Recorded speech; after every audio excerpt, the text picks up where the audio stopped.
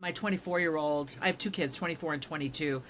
My eldest 24-year-old lives with us and has since the beginning of the pandemic. And so he has been in my life as a part of this journey where I decided to run for Congress and had my wins and had my losses. And I can see in his eyes an even greater respect. I mean, we have a great relationship. I've never not felt respected. What I'm saying is, he has watched me handle shortcomings, disappointments, failures, and I'm not trying to hide it from him. I'm not trying to like fall apart in front of him, but I'll walk into the house and be like, well, I just blew that. Oh, I feel terrible. He's watching me process the disappointments of life. He's watching me process the imperfections. And occasionally he will say to me, thanks for just talking about this, Mom. I really appreciate seeing how adults solve problems or how adults cope with, difficult things. And it makes me realize that my partner Dan and I shielded our kids through their childhoods from so much of the hardship and the disappointment. We tried to have disagreements out of their earshot. We tried to not share any of the challenges with them. We wanted childhood to just be roses and unicorns. And I think there's a lot of positive, we want our kids to have a positive childhood, but we don't want to make them think that it is without, it never has stumbles. Welcome to Parenting Teens Today with Jesse LeBeau. Everybody, it is the amazing, the incredible Julie Lythcott-Haims. And how are you doing today? Jesse, I'm doing great. Thank you so much for having me. And I also want to just thank everyone who's stumbled upon this, wherever they're listening in whatever technological format. We are grateful you've decided to make us a part of your day. I love it. And so you were recently doing something, you were running for a position in some sort of office. What was that all about? Can we get a little inside scoop on that? You think parents want to hear about that? I think everyone's a little curious. We can have lives beyond raising our kids. Yes, I live in Palo Alto, the heart of Silicon Valley in Northern California. I am on the city council here, which is a very busy position. Oh, yeah. Not a full-time job, but very busy work. And our congressional seat came open here at the last minute in late November for a primary in March, and I threw my hat into the ring. So first time the seat had been open in 32 years. It was held by a woman, and I saw a lot of guys stepping up, and I thought, where are the women in this American moment? We don't want to be losing female leadership in Congress. And I thought I really had something to offer with a progressive agenda, really centering our youth, frankly. How can we once again be a community where youth can afford a place to live, and their wages and salaries will pay for their various bills, and we can pay attention to their mental health and address climate change. I was really running not for myself as a 56-year-old or my generation, but to try to create a better society for the youth of my region and more broadly in America. Alas, I did not make it past the primary. I had to finish top two. I finished 8th out of 11.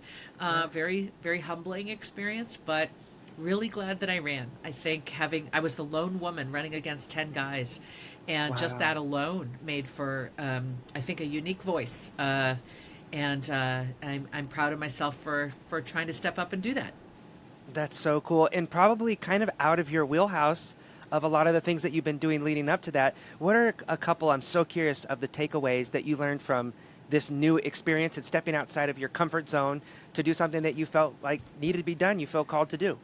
Yeah, thank you for that, Jesse. Got to tell you, I'm 56. I've kind of been a lifelong learner. I've got a couple of graduate degrees. I've always, academia has been pretty close to my heart and my life. But I have rarely felt as intellectually challenged as I did in running for Congress. Part of it was the breathtaking pace.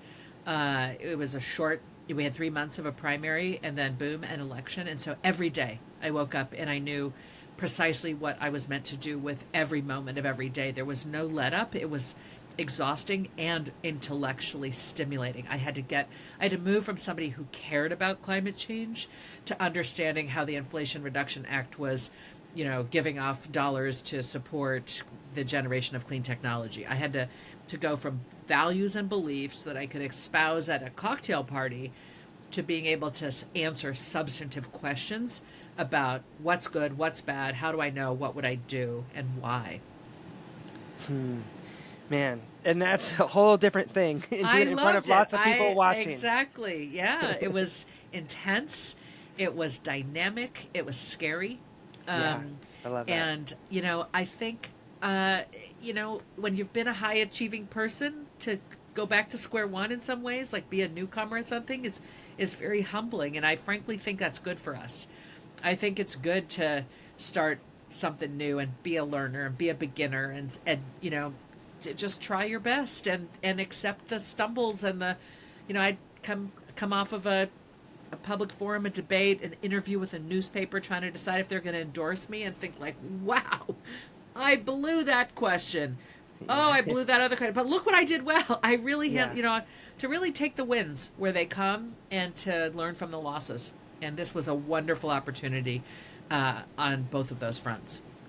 I think that's so important because so many people today, especially young people, are afraid to take chances and afraid to fail. Where when we look at anyone who's been successful, it's almost always a path of fail, fail, fail, a little small win, fail, fail, fail. And that's just part of the path to success. So I believe so strongly in modeling things, whether it's how much time you should be spending on your phone or what a good, healthy relationship looks like. And that's what kids are looking up to and seeing. So I love that for you at 56. You're like, you know what? I'm going to try something totally different and go for it. And it is out of my comfort zone. I am going to blow questions in these different interviews, but that's okay because I'm going to learn from it. And so just I'm tipping my hat to you right now.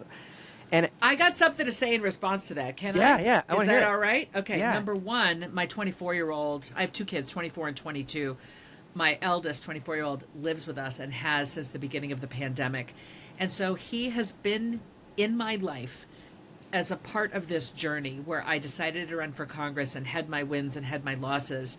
And I can see in his eyes an even greater respect. I mean, we have a great relationship. I've never not felt respected. What I'm saying is he has watched me handle shortcomings, disappointments, failures, and I'm not trying to hide it from him. I'm not trying to like fall apart in front of him, but I'll walk into the house and be like, well, I just blew that. Oh, I feel terrible. He's watching me process the disappointments of life. He's watching me process the imperfections.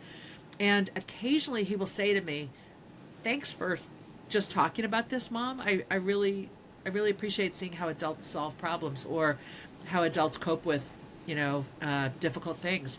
And it makes me realize that my partner Dan and I shielded our kids through their childhoods from so much of the hardship and the disappointment. We tried to have disagreements out of their earshot. We tried to not share any of the challenges with them. We wanted childhood to just be roses and unicorns. And I think there's a lot of positive, we want our kids to have a positive childhood, but we don't want to make them think that it is without it never has stumbles. To your point, we know here in Silicon Valley, we know that success comes only after repeated iteration and failing and faltering and learning from it and keeping on going. Like, we know that conceptually. Our businesses know it. But parenting today tends to be about every moment has to be perfect. We're worried that if it's not perfect, you won't get the right grade. Tomorrow in your 6th grade math class means you won't get to the right college and have the right life. Like, everything for modern parents feels to be of consequence we think it matters for our kids' future that everything be perfect. Therefore, we don't tolerate the imperfection. Therefore, we're more likely to micromanage so that they don't get the bad grade.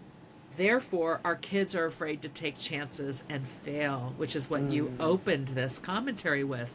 Like, you can see the connection. They're afraid because we've taught them to fear failure. We've taught them they always have to be amazing. Of course they're anxious.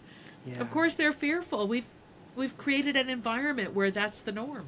Yeah, it's absolutely crippling, and COVID didn't help. And we do phone calls every week with parents, and I see that so much, and it gets smaller and smaller things, and it can be, they're terrified just to have an interaction with the barista at Starbucks or to go out to school and get out of the car and walk into the school body and interact with other kids. So I'm glad you brought that up, Julie, because I discovered you, and you probably have never heard this before, What? but from your TED Talk.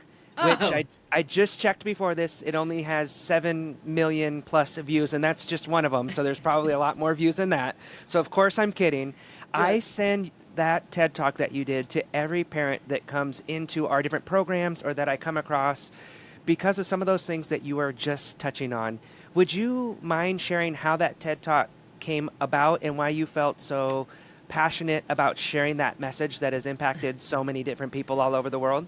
Oh, Jesse, thank you for being a fan of my TED Talk and Oh yeah. driving more people to it. Sounds Yeah. like you're Oh yeah. responsible for many of those views. Look, I was a college dean at Stanford University working with undergraduates from the early 2000s all the way up to 2012. I had noticed an encroachment into the lives of young adults by well-meaning parents who were just trying to make sure everything was fine and good and successful. I was seeing the outcomes of that. I met with students who were still being handheld by their parents, and I met with students who weren't. And often it was the poorer first generation, lower income students who weren't being micromanaged because their parents didn't have time. It Yeah. was the affluent kids who were handheld too much, and however bright and brilliant they were and accomplished academically, they were, I called it existentially impotent. They were not familiar with their own self. They were like a puppet on a string or a dog on a leash, or a thoroughbred in the Kentucky Derby, but someone else was cracking that whip and telling them where to go. And I was like, wait a minute, what's going to happen to them? When are they going to yearn to be off leash? What if they don't? What's going to happen to them? What's going to happen to society? All of that led me down a path of writing about this kind of micromanaging parenting, impact on mental health of the young adult, impact on skill development.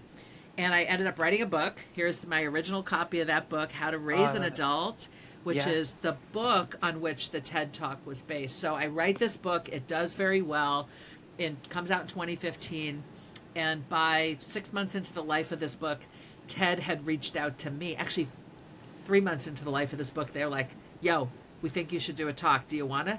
You don't say no to TED. Although, let me tell you, it's one of the scariest things I've ever done is prepare for that TED Talk.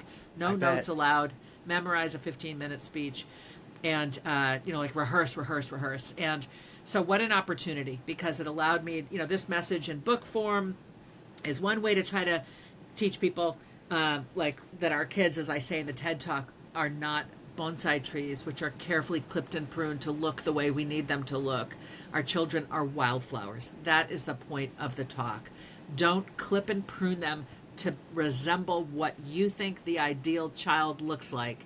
Instead, provide the environment, sunshine, water, metaphorically, the soil.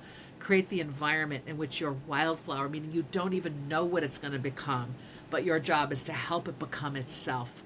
That's, I think, the imperative from God or the universe or whatever your belief system might be about kind of the bigger purpose as parents, not to control and clip and prune and shape, but with humility and curiosity, step back and watch this little person become who they are and discover it along with them. Why do you think parents do that? I feel like I see a lot of that as well. And it comes off to me like it's an extension of the parents.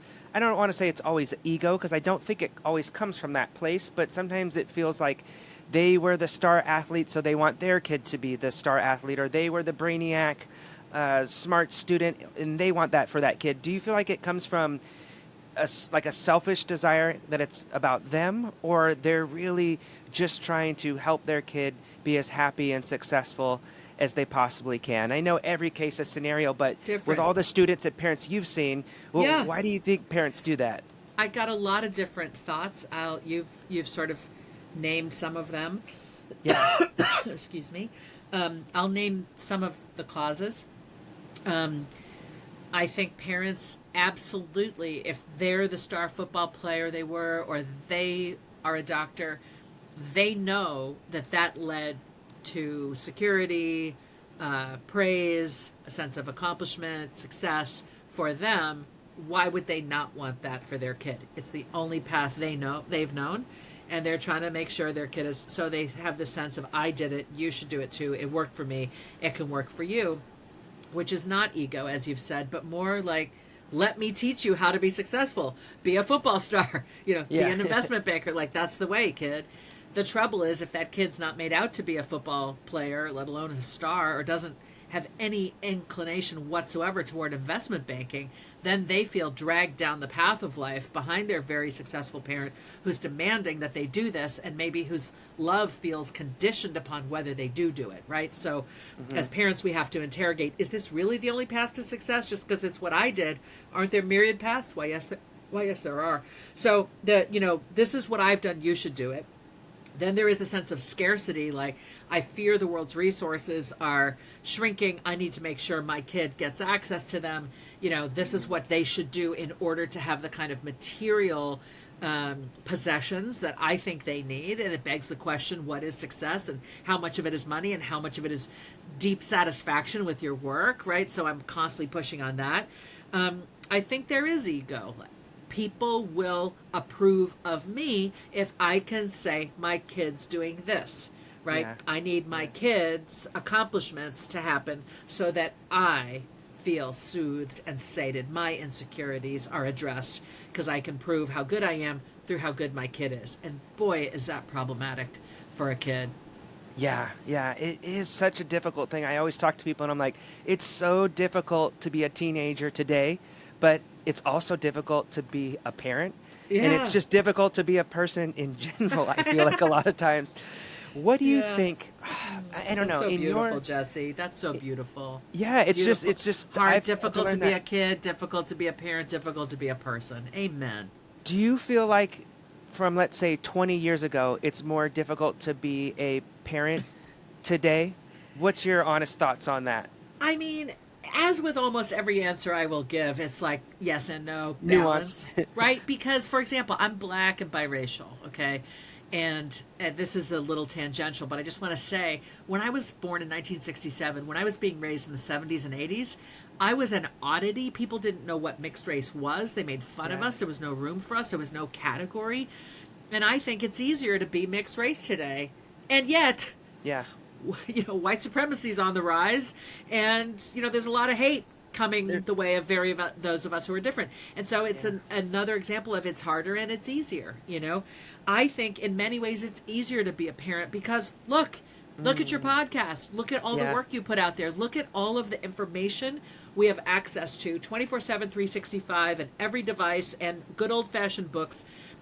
Parents can learn more than was ever possible to learn before. They can be in community with other parents whose kids are in school refusal, right? They can be in community with kids whose parents are anxious, right? They can be in community with other parents, is what I'm saying. Like, technology, the internet, social media have brought parents more opportunity to learn and feel less alone and be supported. At the same time, we've developed a parenting style that is so, they call it in some ways concerted cultivation, like every moment of your child's life must be handled by you, planned by you, attended by you, in case it has to be fixed by you, right? There's become this normalcy around, almost like your child is a fragile, fragile thing in a greenhouse, and if it's not carefully watched by you at all times, it'll die. Therefore, it's not true, but that's the norm, right? So then it's like you don't have time for your primary partnership, your spouse, your loved one, right? You don't have much time for anything extra at work that might delight you. Just like get through work, let me talk to my partners. But like everything has become so stressful because micromanaging a child's life is now so much a part of every parent's day. Our parents did not do this. They had love, they had work, they had hobbies, they had downtime, they relaxed more. We thought the technology and enhanced, like 21st century life is going to get easier. It has only gotten much more stressful. There is far less time. So in many ways, it's so much harder to be a parent now because we think this micromanagement of our child's every moment is required to keep up with the Joneses, to make sure our kid doesn't fail, to make sure every opportunity comes their way. And we can't look after our own bodies, our own health, our relationships, our friendships, hobbies. It's become really, really exhausting. What a just amazing segue. I feel like this is going really well because I wanted to talk about your new book that you're working on right now. It feels like some of this stuff, and I've heard it called, and I'm stealing this from Dr. Phil, but concierge parenting, where you're attending to their every want and need and driving them to this and that and just providing for them in every way at all times. Do you feel like that leads to a failure to launch? And what are some of your thoughts on what you see with kids that have moved on from their teen years and are in their 20s, early 20s, and dealing with that difficult time of, I want to be an independent adult, but I still am going through college or getting my first job and figuring out how to provide for myself financially. You want the independence, but you're not quite always there yet, and you still need some help and assistance from your parents. So tell us a little bit about your thoughts on this book and why, there'll probably be another TED Talk, I'm thinking, for this one coming up soon. I think Dr. Phil invited me to be on his show. And I think I had to turn it down because I had just decided to run for Congress. I was like, I can't. I'm running for Congress. I don't have time. I can't be on Dr. Phil. Yeah. And so now I'm like, I should have been on Dr. Phil. Would have been there's really time good for my future book. Okay. Yeah. So, as I've said, it's all nuanced. It's all it depends. I agree with Dr. Phil that a concierge-style parenting approach, which is I will drive you everywhere, I'll handle everything, I'll fill out every form, follow you around with anything you forgot. It undermines the kid's ability to build skills, responsibility, accountability, autonomy, and there's also this looming mental health problem that comes when you're constantly attended and handled. You don't develop agency and resilience, which undermines your mental health. So concierge parenting, I agree, problematic, and definitely I think leads to this what we call failure to launch. That is the chronologically adult kid who really can't do anything for themselves outside of significant special needs. I mean, like they can't do because they were never allowed to / asked to / required with the smaller things along the way in childhood that would have set them up to be the adult who could do the adult level things, okay? And there are so many young adults who are not failing to launch, but rather are living with their parents in their 20s because their wages and salaries do not pay for rent, because leaders, society, macroeconomically, we have failed to ensure that we've built enough housing so that there's enough housing, supply and demand, like there's enough housing so some of it's not expensive and you can pay for it with your right out of high school or right out of college wages and salaries. Yeah. Any kid, working full time but can't afford rent, let alone a mortgage, let alone, buy a house, right? That's not inherently failure to launch. That's who can afford it. Nobody was paying attention to the macroeconomics for younger millennials and Gen Zs. That's not their fault. And then you have the kids who are dealing with learning differences, neurodivergence, so much more common in young adults. They have a different way of thinking, a different way of being. The world they find themselves growing up into isn't necessarily accommodating of that because they're not understood. We're in the middle of a shift where we're acknowledging, accepting, working with like all of these human differences, but to be the generation that is really the first to emerge out there and say like, I'm neurodivergent, make room for me in this world. Like they're demanding a place in a world that is still in some ways a 20th century boomer-led world. Look at the two people we have as mainstream choices for president of the United States. They're all from the silent generation, like they're not even baby boomers, and so old. They're so old. They're so old. Right. That's so crazy. So my new book, which is I'm proposing, it's for parents of 20 somethings, and it's kind of like I won't give a title yet. I mean, this is all just a book proposal, but like I'm trying to say, if this is what you're encountering, here are ways in which you can support your adult child in thriving, developing the skills they might not have, yet, providing the support they still need while transitioning them to be more, capable of kind of looking after themselves, because one day you'll be gone. We want them to be okay when you are. But what I'm also hearing from parents is, I have needs. I might have a 25-year-old who needs me, but I've got aging parents. I got my health issues. I'm trying to retire with some money. Like, how parents' needs matter too. So I'm trying to help parents see, like, more than ever, you have to center also your own needs. If you're to be of any use to this kid, you don't want to be, so helping this kid that you become this helpless 80-year-old because you gave all your resources to your kid, and now your kid has to look at, like, we have to have this healthy interdependence. And young adults tell me, when I say I'm writing this book, they're like, would you please tell our parents about boundaries?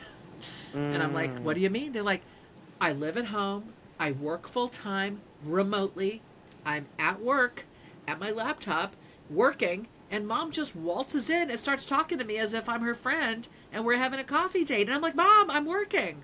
Yeah. And I love that because I never expected 20-somethings to say, oh my gosh, my parents need better boundaries. Of course, the parents don't even know the language of boundaries unless they've been in therapy, because we didn't grow up with this, right?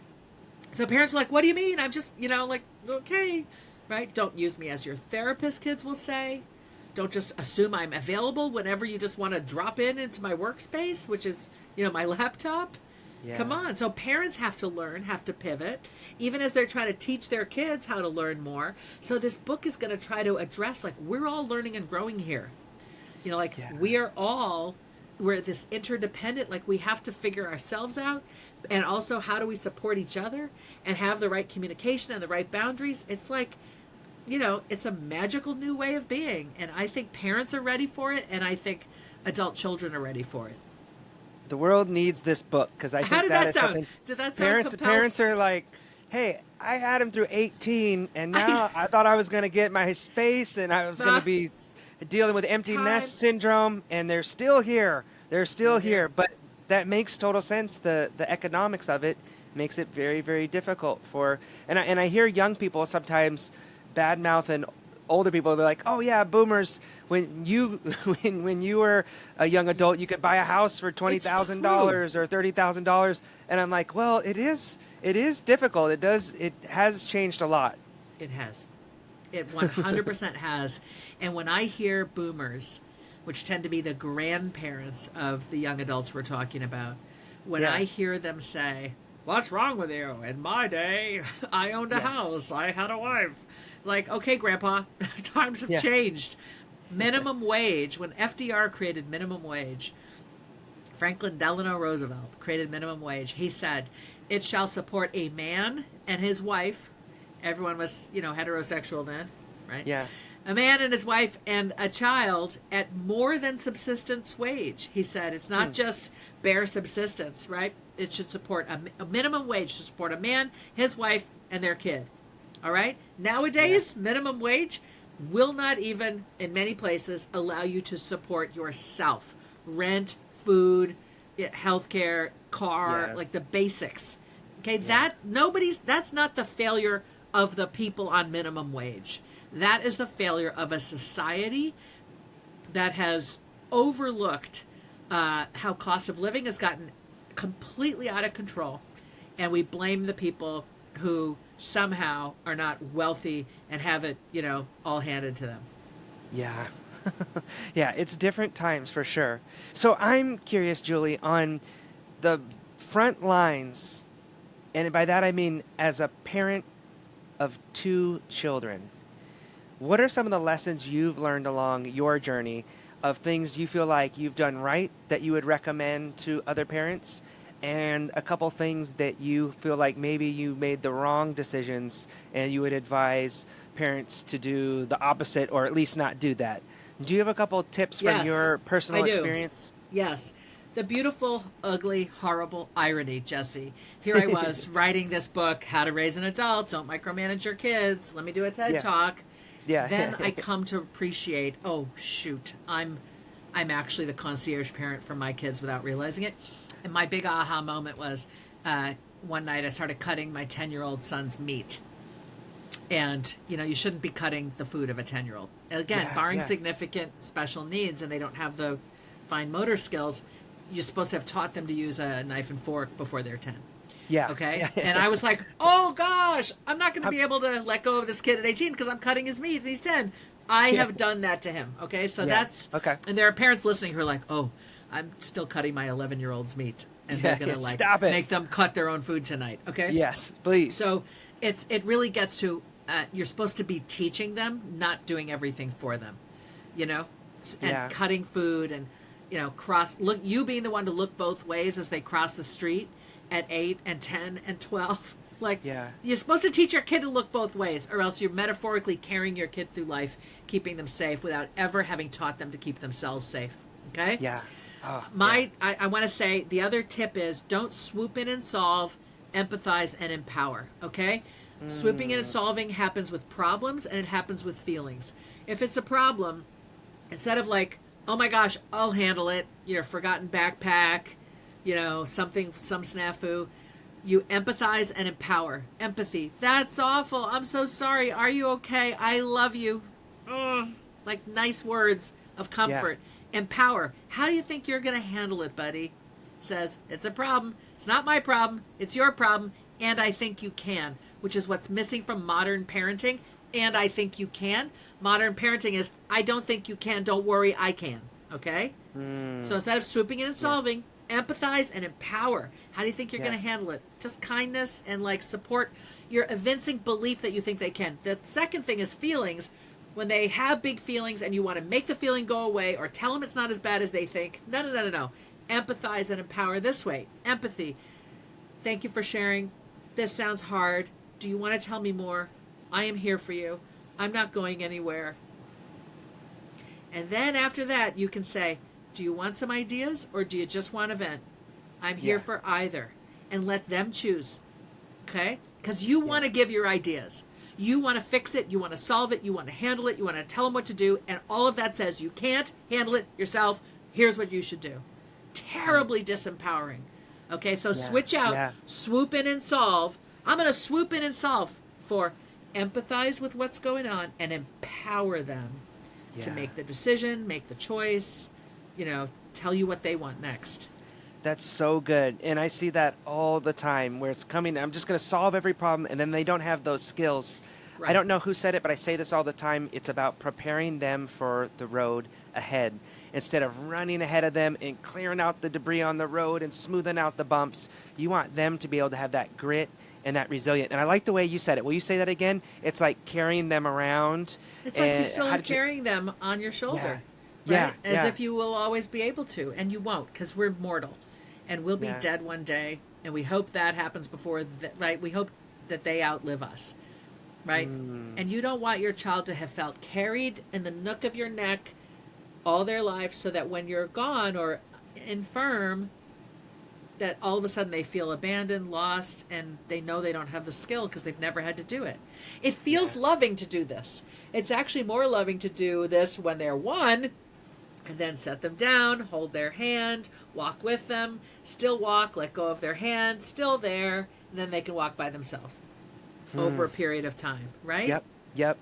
Yeah, I've heard it said, I really like this one, it's like every time they accomplish something, whether it's a small win, one step in front of the other, learning to walk or doing well in school or making a friend, it's like you start to get these, a stack of proof that you have this undeniable little stack sitting here that you can do things and you can accomplish things and you don't need to run to mom, you don't need to run to dad to solve all of your problems. It's like, no, look, here's the things I've done it. Like I've actually achieved and accomplished some difficult things that were hard. And it was hard and it was difficult and I failed, but there were things that I was able to do. So I love that as far as like, you gotta do these things. Like life is hard. I have these conversations a lot and parents will be like, they just don't want to do things, or whether it's like being a part of a program that's going to help them with these things. And I go, totally understood. They need to be on board because that's how they're going to get value out of this. But at the end of the day, these kids are still having developing brains, and their parents need to step up into a leadership role and go, hey, you're going to do this thing that's uncomfortable and you don't like to do, or you're not going to do this thing that you want to do. Maybe it's being on your phone 24/7 and having untethered access to the internet, even though all the other kids have it. Like, I'm telling you no because I love you. That's how I'm showing you that I actually love you, is doing something that my life would be infinitely easier just to give you the iPad when you're a little kid and you're making noises and being loud in public. But I know that it's in the best of your development, and I'm going to show you I love you by not just choosing the easy thing on my end. Do you find that as well? Sometimes it's hard to say. It's like choosing your hard. Like it's this hard thing in the short term for something that is going to be a beneficial big payoff in the big picture. Absolutely. And I think what you're hitting on is an example of the sea change in parenting from how boomers and Gen X were raised, which was with more authoritarian parents. My way or the highway, because I said so, up and out at 18. I don't care about your feelings. Go cry somewhere else.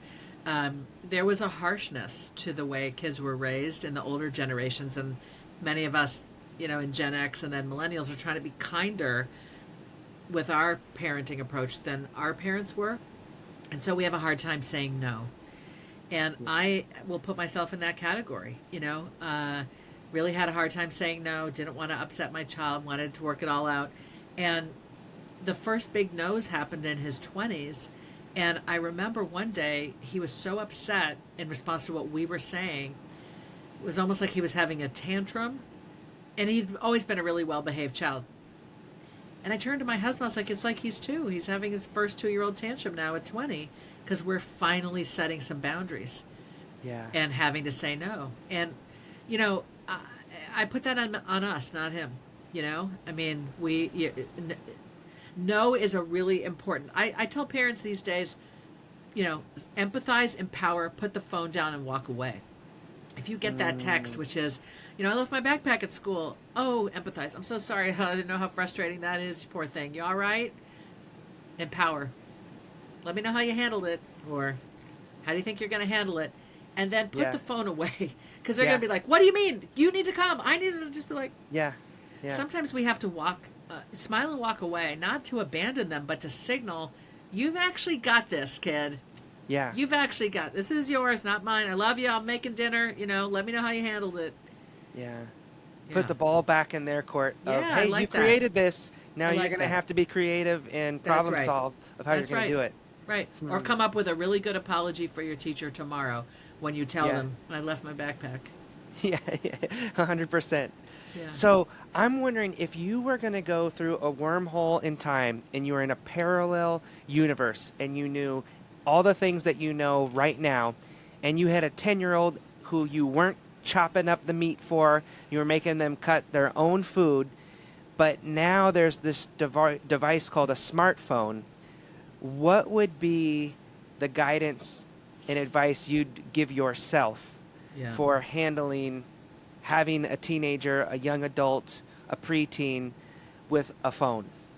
Well, we know that Jonathan Haidt's new book, The Anxious Generation, is really having quite an impact. He's really done the research, assembled the research that says smartphones and social media have really been problematic, have really harmed kids. And it's not just the only thing. He would say that, they don't play freely anymore because they're on their phones. We know how important free play is. He also knows that micromanaging concierge parenting doesn't help. But I would go back armed with Jonathan Haidt's research, and I would say to myself, wow, the whole internet is available to my child on this device. All the pornography they could ever want, all of the, scary facts about this and that they could ever want. Are they ready for this? No. Okay, let me be the parent that can say, I don't care how exciting and glamorous this device is, and everyone seems to have one. We know you're not ready for it.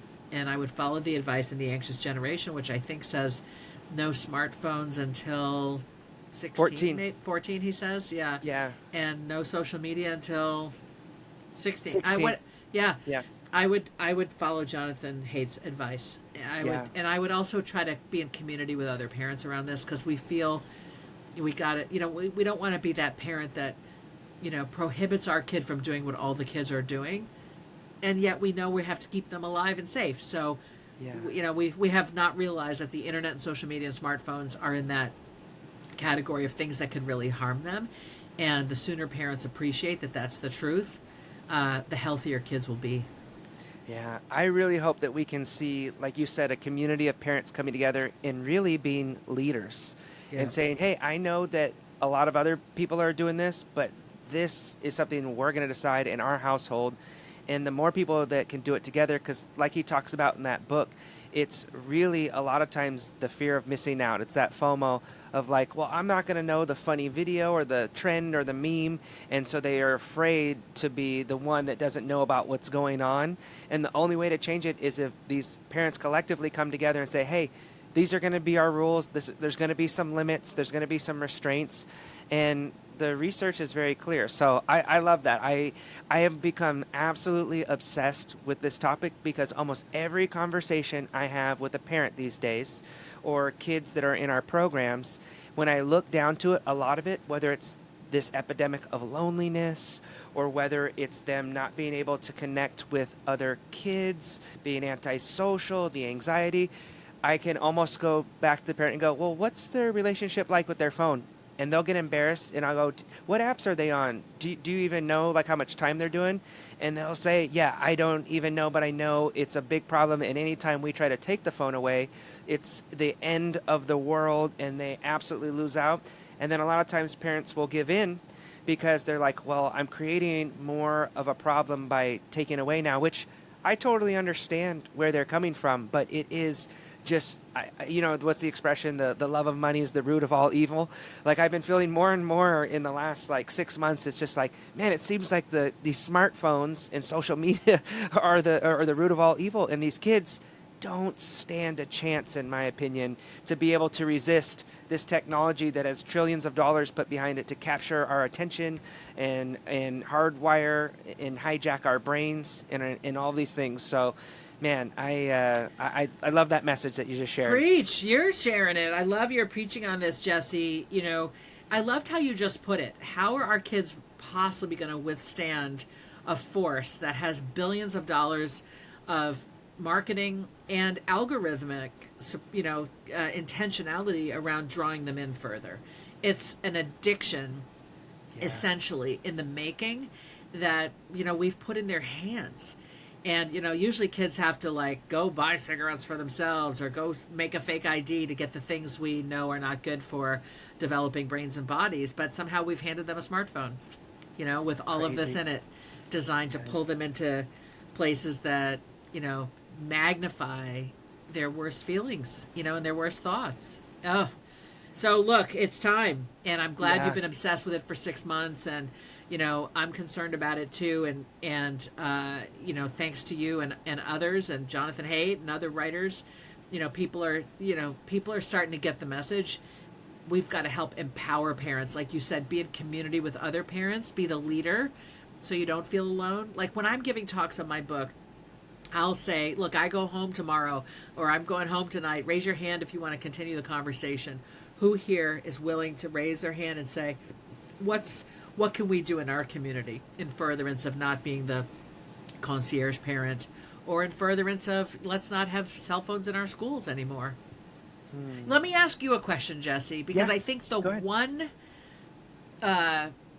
question that's really hard to answer is, given the violence in America today, given the propensity for gun violence, how would I not let my kid have a phone at school? What if it's the only way for me to be in touch with them should something terrifying unfold? What would you say to that?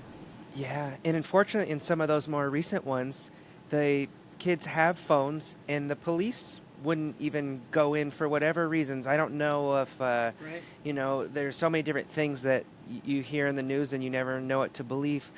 But according to Jonathan Haidt in the research, he would argue that it's actually safer today than it's ever been, right? But we are aware of more of these things. And I believe the thing that really changed public sentiment about this was what was the show back in I think it was the 80s or 90s, America's Most Wanted. And so people would watch this and they would see, oh my gosh, at any moment, my kid can be abducted and go missing and never come back again. So the reality is when you're put in, just like with social media, when you see these things over and over again that are sensationalizing it, it's actually safer than it's ever been. That being said, if I'm a parent, I want to be able to communicate. I want to put a tag in them so I can see where they're going to be at all times and protect them and do anything that I can. So that's the problem with a lot of these things, and I feel like it's the same thing whenever I watch any of the documentaries on social media. Is these guys are the expert, they say how bad it is, and you're like, oh yeah, without a doubt. Like, and then you go, well, what's the answer? And they go, I don't know. We haven't figured that part out yet. So, I mean, as far as them having a phone in case there is an incident at a school like that, it feels like they need to have it. But I think the difference is having a smartphone that they can communicate with is the difference between having something that gives them access to the internet and social media at all times. Yeah. So being able to make a phone call Right. and make a text message is different than them being like, Right. all right, well, let's just do Right. the endless, mindless scroll. So that would be my Right. So my a flip 2 phone, cents. a flip Yep. phone, a Yep. dumb phone, whatever we call the opposite of Yep. smartphones. No access to the internet, but access to 911. Yeah, And to be or able to- limited access to the internet. Yeah. Yeah. Yeah, that would be my Yeah. 2 I cents agree with on you. it. I Yeah. agree with you. Yeah. Yeah. Well, I've enjoyed this conversation so much, and I wanted to ask you, and I know I asked you earlier, but is there anything as we've talked, or just that you've been thinking about lately? Obviously, the kind of failure to launch topic on your book, but is there anything on your heart that you would like to share with your parents that are in your community, or the people that are listening to this right now, just that you think could be encouraging to them, or that has made a big difference in your life? I'd love just to give you a moment to share if there's anything just really on your heart. Thank you. What's on my heart as a parent here in Palo Alto, heart of Silicon Valley, San Francisco Bay Area, is that our kids' mental health here is, and in the aggregate, really quite poor. We know this because we've had a number of youth choose to end their lives by suicide in the recent years, and we struggle, I think, with, we don't want to talk about it. We want to just sort of push it under the rug. We want to make sure there are more mental health providers. But I want to invite parents to the conversation about what could we be doing. Like, we need to rescue kids who fall into the river. That's the mental health support.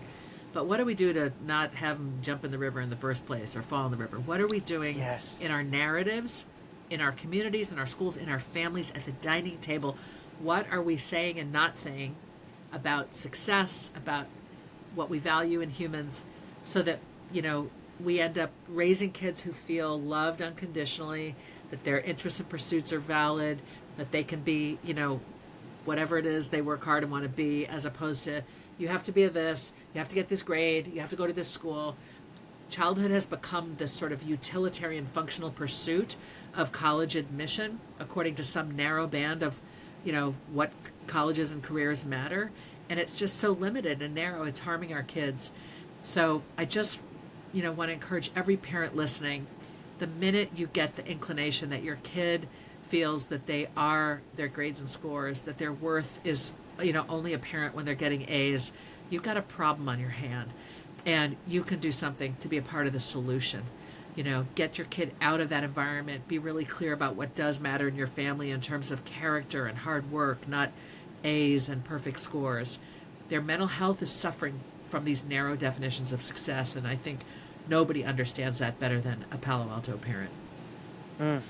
I love it. Everyone has a little bit different path and a little bit different journey, and just because it was different than how yours was doesn't mean that it's the wrong path and can't lead to a happy, fulfilled, and great life. Exactly. I love 100%. it. Yay. We're going to tag the TED Talk. Everyone needs to go and watch it. It's Yay. so Thank good. you. We're going to Thank do you. the books. Is there any other place that people should go check out if they want to check out the things that are in your orbit? Is there a website? There is. JulieLythcott-Haims.com. It's my whole name without the hyphen.com. I'm J. Lythcott-Haims everywhere on social media. I probably spend the most time interacting with people on Instagram, if you like to be there, J. Lythcott-Haims. And I write a periodic newsletter called Julie's Pod. Pod is in like the places we found for safety in the pandemic. I try to write really vulnerably about what I experience and observe in life. And so, if you like short essays on me just being a vulnerable human, trying to normalize what we're all experiencing, you can subscribe to Julie's Pod, jlythcotthaims.substack.com. I love it. We will. Thank you so much. This was so fun. We'll definitely have to do it again. And then if you're going to be running for president or anything else coming Nope, up, I'm let us sticking know right so here we can as blast City it out. Council. Appreciate it, Jesse. And You're again, thanks to amazing. you and all your listeners. Like, really enjoyed. Like, people have choices, right? More choices than ever about media content. So I'm grateful, as I know you are, to whomever decided to take a chance on this conversation and who's still with us listening now and hopefully got something good out of it. Amazing. All right, everybody. We'll catch you next time.